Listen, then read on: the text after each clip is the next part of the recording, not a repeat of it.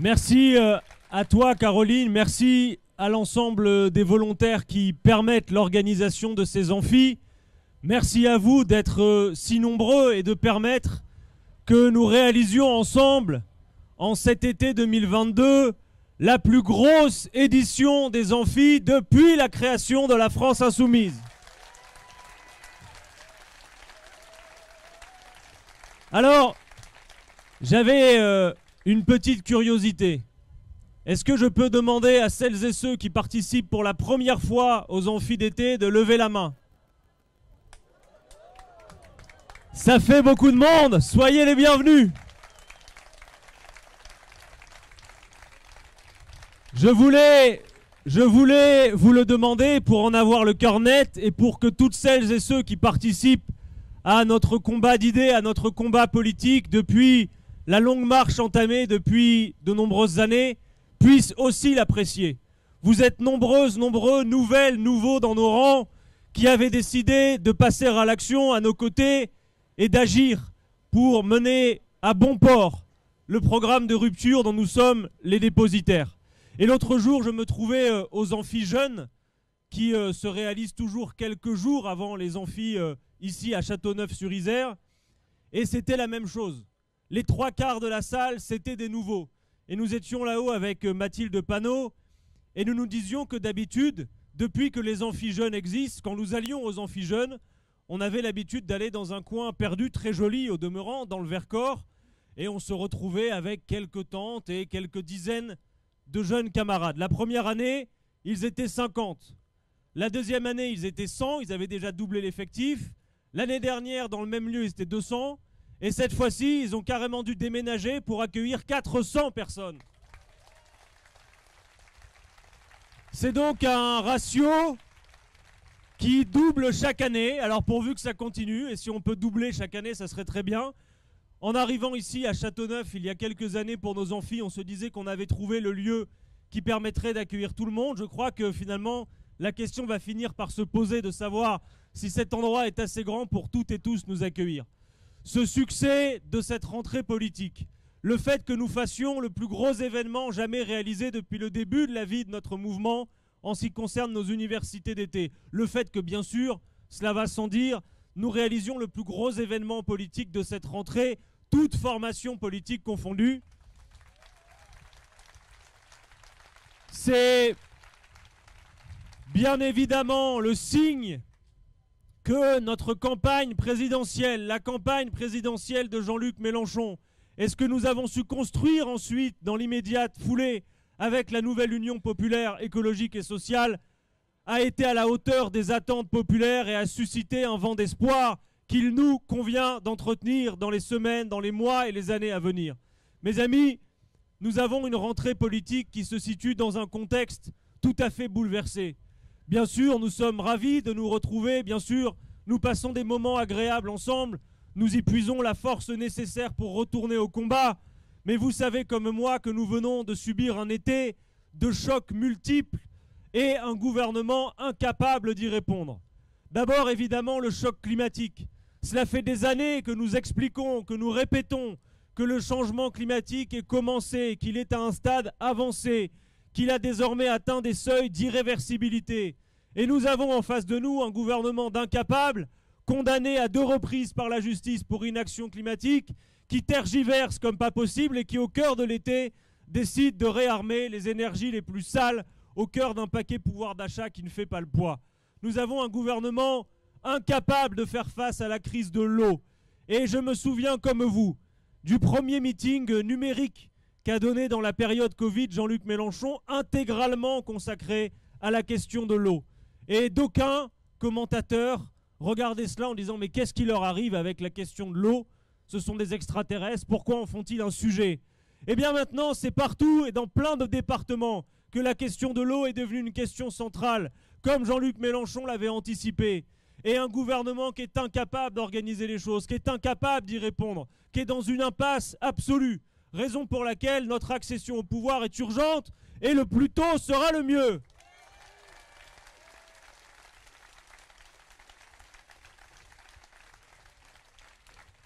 Gouvernement incapable d'agir face à la portée de la crise climatique, mais gouvernement qui, derrière ses intentions affichées d'une nouvelle méthode de co-construction, parce qu'ils n'ont plus de majorité à l'Assemblée, parce qu'ils voudraient l'effacer, mais il faudra sans cesse le rappeler. Nous avons gagné le premier tour des élections législatives. Ils ont été battus. Et c'est ce gouvernement battu au premier tour des élections législatives qui a choisi au second tour de préférer favoriser l'envoi de 89 députés du Rassemblement national à l'Assemblée que de permettre l'avènement de la nouvelle Union populaire et l'accession au poste de Premier ministre de Jean-Luc Mélenchon pour appliquer ce programme.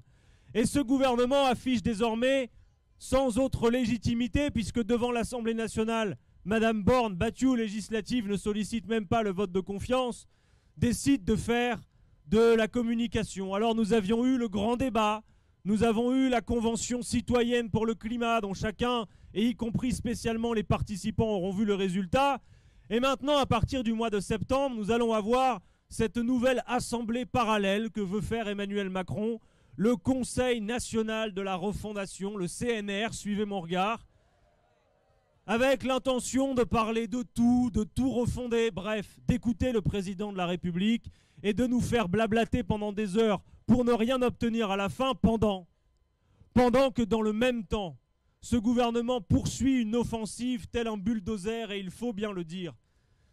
Vous savez, la hausse des prix, la crise de l'inflation que nous avons sous les yeux, elle intensifie la lutte pour la question de la répartition de la valeur. Et dans cette lutte, il y a un camp qui mène le combat avec ardeur. C'est le camp du capital et de son gouvernement qui est son bras armé avec sa politique néolibérale. Vous l'avez vu dans la session extraordinaire où nous avons pu essuyer les plâtres à l'Assemblée avec ces formidables nouveaux députés qui nous ont rejoints sur les bancs de l'Assemblée et dont nous sommes très fiers. Avec Mathilde Panot à la tête de ce groupe et l'intergroupe de la NUPES, nous avons mené la bataille pour dire non, ça n'est pas parce que vous dites que ce projet de loi s'appelle projet de loi de mesures de protection du pouvoir d'achat que c'est ce que vous faites.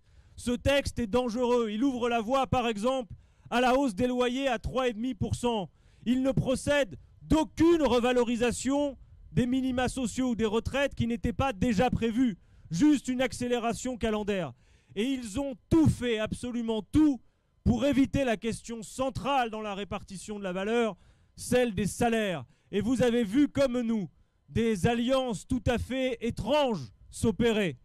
Vous devez faire savoir, dans la course de vitesse dans laquelle nous sommes engagés face au Rassemblement national, à celles et ceux qui parfois s'égarent, pensant que c'est de ce côté-là qu'on va s'occuper des aspirations populaires, derrière la vision identitaire et ethniciste de Madame Le Pen, faire savoir que sur la question du gel des loyers, l'arc des forces qui s'est opposé au gel des loyers va de M. Macron à Madame Le Pen inclus. Vous devez faire savoir que sur la hausse du SMIC qu'ils ont refusé, l'arc des forces qui s'est opposé va de M. Macron à Madame Le Pen. Ces gens-là protègent les puissants de notre pays et ne s'occupent pas du peuple populaire dont nous sommes l'incarnation et la représentation politique.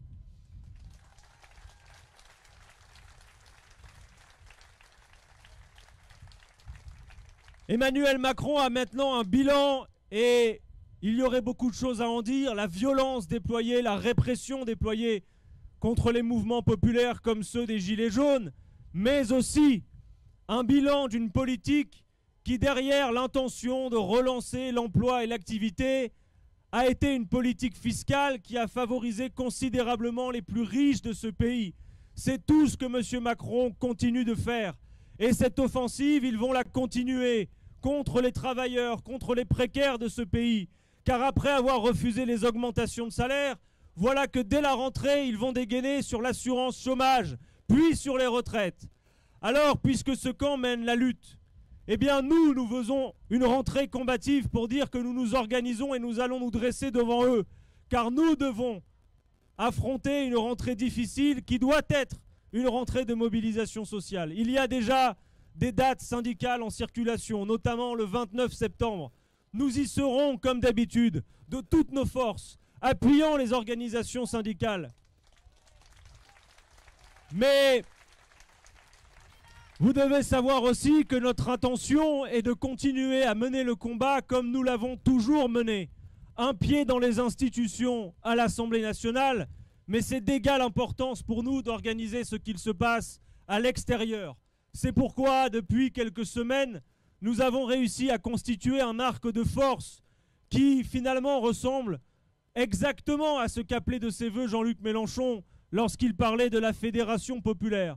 Depuis quelques semaines, nous sommes engagés dans des discussions qui réunissent toutes les composantes de la nouvelle Union populaire écologique et sociale. D'autres partis politiques qui portent un projet de rupture comme celui que nous portons, mais aussi toutes les forces syndicales et associatives de ce pays pour aller le plus vite possible vers l'organisation d'une grande marche nationale un week-end contre la vie chère et pour la justice climatique.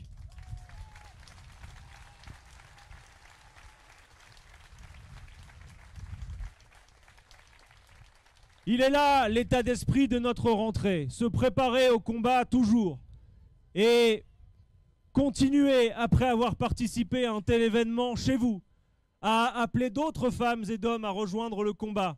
Notre mouvement est intégralement tourné vers l'action, c'est un mouvement de déclencheur. Et bien évidemment, l'ampleur du mouvement nécessite qu'à chaque étape, nous puissions penser des organisations et des modes de fonctionnement qui nous permettent d'atteindre nos objectifs politiques. Mais mes amis, je vous alerte, pas pour faire ce que certains de nos partenaires font très bien, les congrès, les motions, les écuries de personnes qui, ils en témoignaient hier dans les discussions que nous avions à l'Université des Verts à Grenoble, qui occupent toute l'énergie et font qu'ensuite vous êtes intégralement tournés vers la vie interne. Bien sûr, la vie interne a son importance. Bien sûr, nos événements, nos modes d'organisation ont leur importance. Mais le plus important pour nous, c'est de nous tourner toujours vers l'extérieur, au plus près des gens, d'agir avec eux concrètement, de passer à l'action. Car la première des analyses électorales que nous pouvons faire à l'issue de la séquence de 2022, la première analyse électorale, la plus pertinente que nous puissions faire, pas besoin de se couper les cheveux en quatre. La première analyse électorale, c'est de dire que là où nous sommes et là où il y a de l'action concrète auprès des gens, il y a des résultats.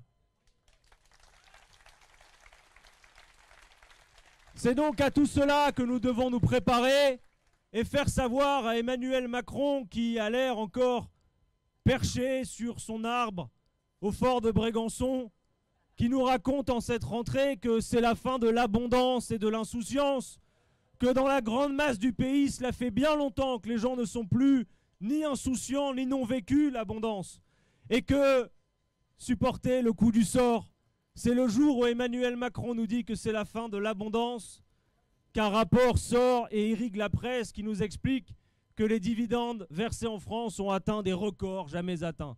La fin de l'abondance, mais pour qui ? Eh bien nous voulons la fin de l'abondance pour celles et ceux qui se gavent sur le dos de tous les autres, qui font que 5 milliardaires aujourd'hui possèdent en France autant que 27 millions. C'est ce combat et tous les autres qu'ensemble nous allons mener. Alors, je vous invite à profiter de ces 4 jours, à puiser en vous la force qu'il faut pour repartir au combat. Je ne saurais que trop vous conseiller de participer à toutes les conférences, les excellents débats qui sont organisés, et aussi, petit conseil d'un mélomane, à ne pas louper le concert de Danakil ce soir sur la scène. Bons amphis à toutes et tous, et au plaisir de vous croiser dans ces allées.